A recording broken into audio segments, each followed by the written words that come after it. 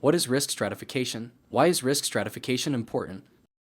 When we talk about risk in any disease, what we're really having is a professional conversation that people who have standard risk, take 100 of them.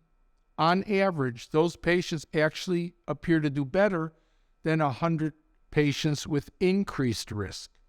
So this is a way to compare aggregates of patients just to determine whether their outcomes will be as good as we might expect or whether it's going to be more challenging for them with lower response rates or shorter time before the myeloma recurs.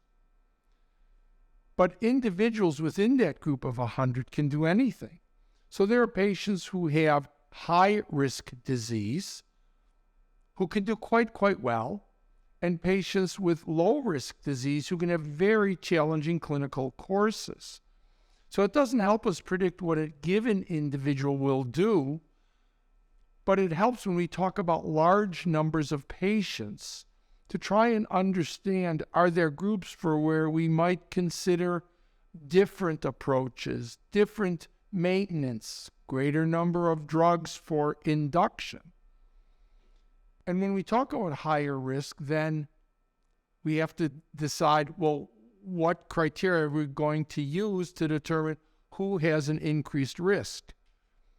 One way you can identify risk is by stage.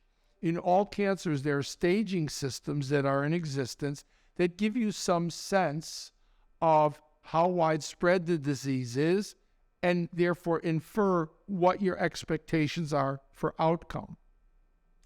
Currently in myeloma, there are actually 6 big numbers that you need to know to try and calculate your risk. Those would be the blood albumin level, the blood beta-2 microglobulin level, the LDH level, and whether you have 1 of 3, 2 of 3, or 3 of 3 genetic abnormalities, minus 17p, 1q plus, and translocation 414. You can take those 6 and actually get a risk profile in points that your doctor can help you with their online calculators to give you some sense about what your anticipated risk is. However, you have to remember that that applies to large numbers of patients and may not determine how you will do because it's all over the place. Everyone's an individual, and standard risk patients can have challenges and high-risk patients can do exceptionally well. Right now, most physicians are not using risk stratification for therapeutic decision-making outside of a clinical trial, with the exception of 1 versus 2 transplants, perhaps, or the length and number of medications used during maintenance therapy. So what is meant by risk stratification? Risk stratification refers to testing that we do usually when a patient is first diagnosed with multiple myeloma in order to help determine their overall prognosis and get some sense of the aggressiveness of their myeloma. And it usually entails both laboratory tests, often done in the blood, such as beta-2 microglobulin, lactate dehydrogenase or LDH, and albumin, as well as tests from the bone marrow biopsy called cytogenetics. These are looking for chromosome changes within the myeloma cells that can be predictive of the cell's behavior. We've known for some time now that the myeloma cells can have certain chromosome changes that can predict either for more aggressive or less aggressive behavior. And so based on all of those tests, we can come up with a risk status of the patient as either standard risk or high risk myeloma. Why is understanding risk stratification important? Well, a couple of ways of answering why risk is important to a patient. First is that I think we're all striving for a cure, right? And I think to do that, we need to understand both extremes of the patient populations. If somebody is a standard risk or good risk patient, there's a risk that we may be over-treating some of them. And in particular, if 10 to 20% of patients with myeloma are being cured, then why do we treat people forever, right? And maybe there's a subset of patients that should be discontinued on therapies if we achieved a long-term remission.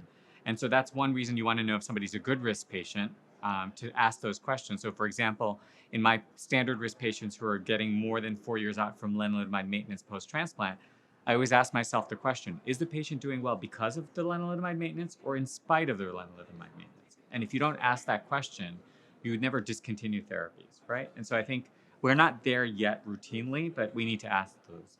And at the other extreme, for high-risk patients, you can't be complacent. Just because the high-risk patients do respond, and that's an important thing for patients to know. Everybody responds. What we're interested ultimately is how long will people live, and short of that, how long this remission will last, and short of that, how deep the remission is, right? So you kind of work backwards. And the most imminent thing is like, can you get rid of all the disease that's detectable? And that would be MRD negativity. And then sustaining that is the key. What are some challenges of the risk stratification system? What's challenging is we do a lot of prognostication in myeloma, right? So there's going to be low, medium, high risk patients. But to me, I don't, I think it can be very disheartening as a patient to hear that you're high risk, but that we don't have anything to really do about it. So I don't spend too much time prognosticating because I always say that what's more important than what we think is going to happen to you is what actually happens, right?